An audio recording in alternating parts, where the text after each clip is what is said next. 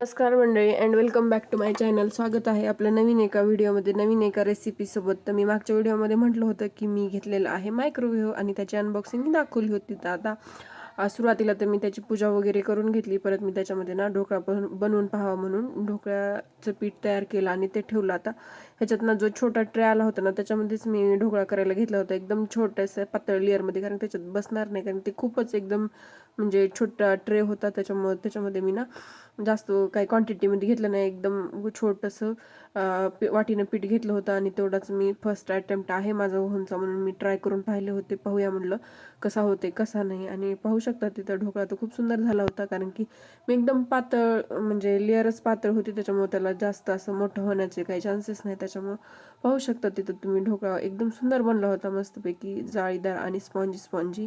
इथं माझ्या भाकरी चालू होत्या आणि म्हणजे मी त्याच्यात तिखट वगैरे काही टाकलं नव्हतं, मला पार्थला खायला द्यायचं होता म्हणून मी पटकन शूट घेतला आणि त्याला दिला खायला. व्हिडिओ आवडला असेल तर लाईक, शेअर आणि सबस्क्राईब करा.